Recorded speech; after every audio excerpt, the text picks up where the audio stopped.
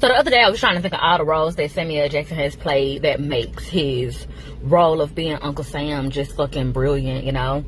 And today I'm sitting here watching a retrospective character analysis video on Grand Theft Auto San Andreas, and excuse my notifications, but yeah, I'm watching a video on Grand Theft Auto San Andreas, and I'm reminded, which is crazy that I had to be reminded like this, but I knew that it was a character on the tip of my tongue that I should have known and been able to just spit out. But yes, outside of the Uncle Ruckus-esque character that he played on Django, he also played Officer Tenpenny on San Andreas, and that character is also inspired by the same character that Denzel Washington's character Alonzo from Training Day was inspired by. And let me clean up what I just said, because I said character. So the characters, Officer Tenpenny and Alonzo from San Andreas and Training Day, are inspired by a real life corrupt cop that was, I believe he was one of the leaders of the Crash organization in California way back when. And he was a hella corrupt cop. There was a lot of police brutality. The line that Tenpenny says in Grand Theft Auto San Andreas, "Intimidate those who intimidate others," is one of the quotes that the Crash organization would use. So that's a good little Easter egg right there too. Also remember that Samuel L. Jackson played the redhead white boy from Boondocks. And I can't remember his name right now. But the redhead white boy from Boondocks that Samuel L. Jackson played, y'all know he was the real close friend, cousin or whatever to Charlie Murphy's character, the Nepo baby white boy that was running around with Riley. And Samuel L. Jackson's character had a lot of lines where he would reason why he used the N-word. And he also had that quote that I can't remember the president's name. I'll find the article and try to post it. But there's a quote, it's a whole monologue that Samuel L. Jackson does as this character, where he's talking about the absence of evidence is not the evidence of absence. And let me clean up a little bit of what I said again, because I said president. This guy was running for president. The original user of that quote, the absence of evidence is not the evidence of absence, or you know, however it goes, that man who originally used that in real life, he used that as a part of his presidential campaign. I don't think he won, but he used it as a part of his presidential campaign. And Samuel L. Jackson's character, the redhead white boy in Boondocks, reuses that quote in the midst of the multitude of times that they're trying to rationalize chaos. But at the same time, he was able to make all that nonsensical shit make sense all at the same time. Again, saying all that to say, just noting some other characters that Samuel L. Jackson has played that makes him playing Uncle Sam now just chef's kiss. Also, his character from The Hateful Eight.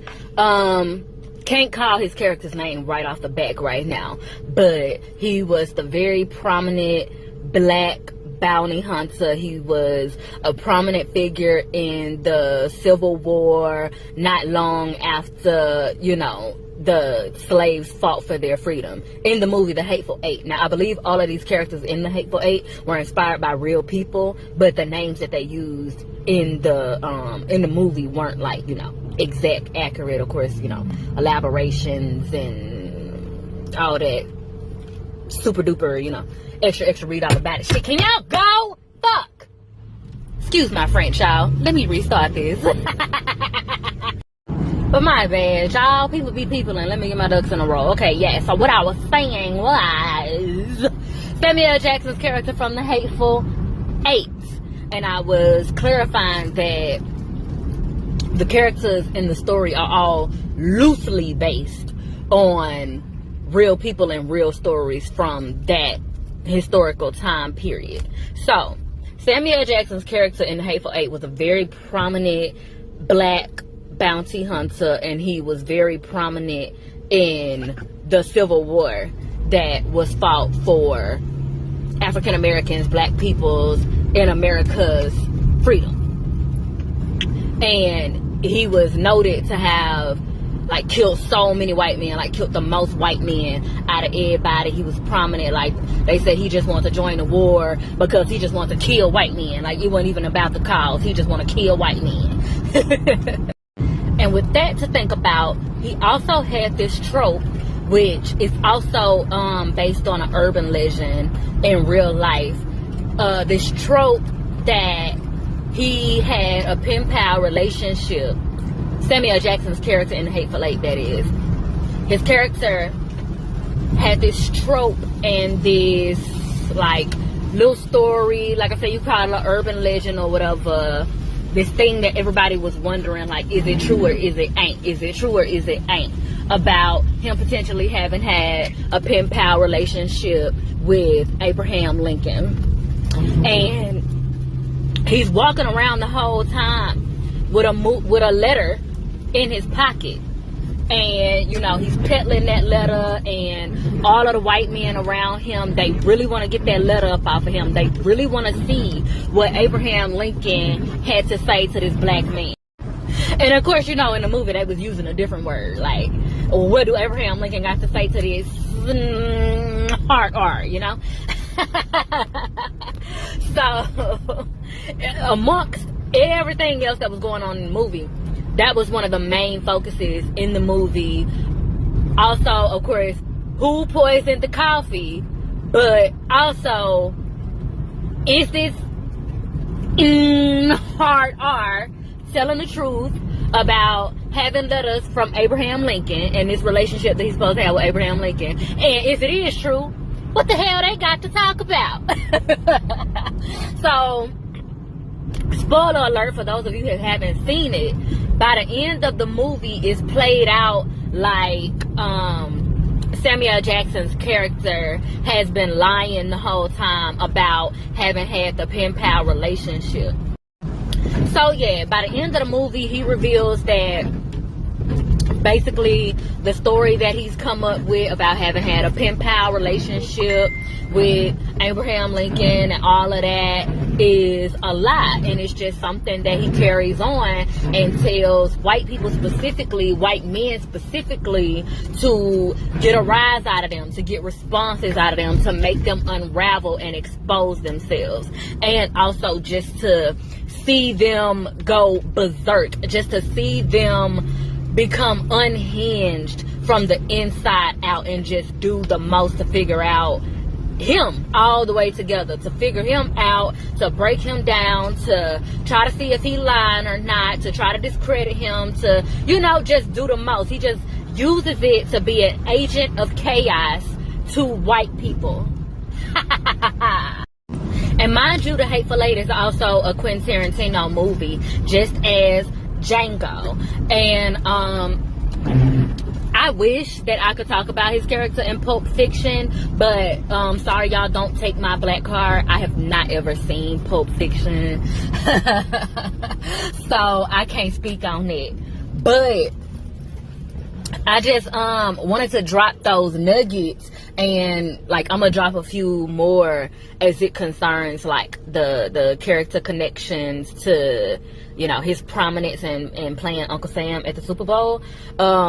But yeah, I just wanted to drop those nuggets because I see a lot of people referencing his role in Django, but he has a multitude of roles that make his role as Uncle Sam make sense, and that also make it make sense that Kendrick would definitely choose him to be in that position at that specific time for that specific performance, while old 47 was there, you know? Nothing is a coincidence. But just to kind of fill in some more blanks, you heard me mention about him playing the redhead white boy in Boondocks and him using that quote. Of course, he didn't write the script, but his character having used that quote from that presidential candidate from years ago, talking about the absence of evidence is not the evidence of absence and all of that, which was, if I'm not mistaken, that guy, he may have been running Republican, but either way, it was an example of how politicians use language that, and so yeah, that particular execution of that phrase in Boondocks by that specific character played by Sammie L. Jackson is meant to bring light to how politicians, i.e. people in power or people who want power, trying to maintain power, use word salad to evade questions, to evade accountability, and put people in a state where you are so confused. And you know that the truth is in the midst of the distortion and the smoke and mirrors that they're speaking, but it's going to confuse you and frustrate you so bad that you're either going to completely dismiss it and not listen to anything that they're saying at all, which is also counterproductive, or you're going to force it to make sense to your own convenience.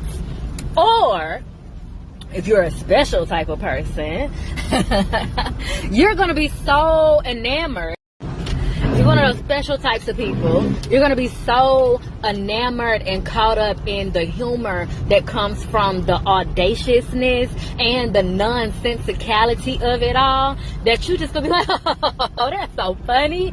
And if you're an extra special type of person, you're going to perceive that they are just stupid and that they don't know any better. And then you're going to gravitate toward them even more because you're going to think that they're a sucker to be licked, and the whole time you are the blow pop. Mr. Owl, how many licks does it take? Now, let's take it back to the Hateful Eight. Once again, spoiler alert, if you do not want the movie to be spoiled, as you have not seen it, please tap off right now. You about should have been had because I already spoiled it, but I'm going to spoil it some more. So, by the end of the Hateful Eight, Sammie L. Jackson's character is left with the newly elected mayor of Red Rock. Correct me if I'm wrong, he could have been the governor, but I believe that it's the mayor of Red Rock because I keep hearing it in that accent. I'm the newly elected mayor of Red Rock. So yeah, Sammie L. Jackson's character and that character, the newly elected mayor of Red Rock, they are the agitators of the movie. The whole time, they are agitating everything. And if you ask me, they are the real villains. And what also makes it so crazy is that those two characters are also the real heroes, because they are the lesser of all of the evils in the movie. Okay, so one way you could think of these characters as, you could think of the mayor of Red Rock, the newly elected mayor of Red Rock, as 47. You can think of Sammie L. Jackson's character in this movie as the lots of the hip-hoppers that have been running around with 47, talking about they got this and that relationship with him, and they just want to talk about this and that with him and see what they can get cooked up for the people and all and this and that, when at the end of the day it really ain't about the people. Because with these two characters in this movie, the newly elected mayor of Red Rock and Samuel L. Jackson's character, there are racial disparages and things that go on in the movie. Of course, everybody has their prejudices one way or another, but what this movie does very well, is showing how the underlying elements of the racial and prejudices and stuff like that, it really has nothing to do with race. For real, like, race is what's being used as the weapon, but it has more to do with money and power. The majority of these white people in this movie that have an issue with Samuel L. Jackson's character, They don't even necessarily have an issue with the fact that he's black for real. They don't like the fact that he caught that many bodies in the war. They don't like the fact that he is notorious for catching bodies, which is equaling power. And he had power in his unit in the war, and he still maintains that power after the fact. Black people won that war. Regardless of the oppression that still exists against them, it's still. So it can take you back to the thought and concept that racist white people are still pissed about the outcome of the Civil War. They're still pissed about the outcome of the presidential election that resulted in Barack Obama being president. They're still pissed that a black woman was able to be vice president. They're still pissed that a woman has had the audacity to run for president in the first place. Multiple women have had the audacity to run for president in the first place. They're still pissed that a black woman had the audacity to run for president after already having been vice president. They don't like that shit, and they don't like that people like that shit. So when it comes to how these characters responded and interacted with Samuel L. Jackson's character particularly, it wasn't just his blackness. That was really the least of it. That was just a weapon. His blackness is just a tool that is being used to try to bring his self-esteem down, to try to bring his sense of self-image and self-worth down, because that's something that can't nobody take from you. You have to give that away. So it hurts even worse when you are hella oppressed in this world. You come from nothing. You were just a slave last week, and now you walking around bounty hunting, and you done caught hella bodies off of quote unquote our people throughout this war. And people love you, white and black people love you and revere you, and you talking about you got a letter from the president, you got a letter from Abraham Lincoln. Excuse me? Absolutely not. Once again, it's not so much about the race for real. The race is the weapon, the tool of distraction. It has more to do with money and power. And that's the duality of that character too, because while Samuel L. Jackson's character can be seen to represent the hip-hoppers that have been running around with Trump talking about they got relationships with him and this and that, and he partnering them and all this other stuff, you can also see him as a symbol as to how black men and black people like Kendrick Lamar have been treated, and the tools and things that have been weaponized against them, like their blackness, being pro-black. Oh, you rapping like you trying to free the slaves. Ha ha. That's supposed to be an insult. That's supposed to be something that is supposed to make him feel shame and make him feel like he needs to not do what he does as he does, and have pride in his blackness and in his black people, in his identity, his roots, where he come from. Which also parallels with the newly elected mayor of Red Rock, who can be thought to represent a 47-esque persona, whereas it is also an underdog trope. Both 47, Kendrick Lamar, and Samuel L. Jackson all represent the types of people that certain elites and people from certain classes and certain backgrounds felt like they should never be in the positions that they are in. They should never have people that like and love them. They should never be getting all this popularity and reverence and power. Nobody should be listening to them. What's so special about their voice? Yeah, no, because the mayor of Red Rock was associated with a what they call them, rednecks. And the difference between the newly elected mayor of Red Rock and 47 is that the newly elected mayor of Red Rock was not a Nepo baby in the elite sense. He was a Nepo baby in a, you could say, mob tie dynamic type of sense, but he would be considered a disenfranchised white person that comes from a disenfranchised white family. The French to the British, if you will. You know? Very countrified redneck. Cockney to standard British. trailer park to standard American dream. You feel me? So he also has this trope where the rest of the white people are being prejudiced against him because they feel like, who the fuck are you to be in your position? You ignorant country Bama outlaw. And again, his character had prejudices as well, but it wasn't as strong or as loud or as I guess you could say hateful as the other characters. He was more apathetic and self-serving, much like Samuel L. Jackson's character. Again, both of these characters, all of the characters honestly, had self-serving tropes, but many of the other characters, they had pride in particular organizations and particular people and, you know, collectives that they felt like they were working for and honoring the name of. Samuel Jackson's character and the newly elected mayor of Red Rock, they wasn't bullshitting. They like, look, I'm doing this for me because I want to, and in certain cases because I have to, and that's what it is. It was basically at a point where life was a game for the two of them, and they would just collect them bodies and collect them points and steady trying to outdo themselves with every next move that they made. And what does that sound like? I know it kind of took a while, you know what I'm saying, to get to the point, but if you get it, you get it, and if you don't know, honey, you won't know.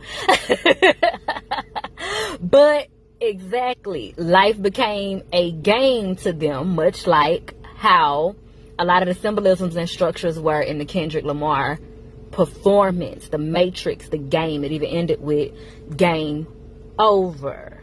And in the end, you can say that Samuel L. Jackson's character and the newly elected mayor of Red Rock won, but in actuality, nobody won for real. Everybody died. And those two characters, you know, they were the last two standing, and they ended with a good sense of satisfaction and joy and peace to some degree. But still, nobody won. There was nothing to truly be gained from any of that, which is a large part of the point. The only way to win the game is to not play it. The only way to not play the game is to destroy it.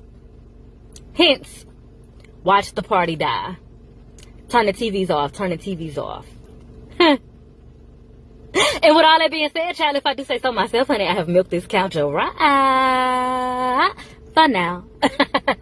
And I'm thoroughly appreciative of the exchange of vibes. And if you're feeling synchronized, please don't be shy. Go ahead and reply in my good old message thread with your questions and conversations. And as always, I bid you in all ways like love, healing, and liberation. Emphasis on liberation. Mwah. And just a little PS, it's definitely so many things from all of those different nuggets and examples and stuff that I spoke on that I could really deep dive into like a mug. But in this stage of my life, I've been working on not doing everybody's job for them, you know?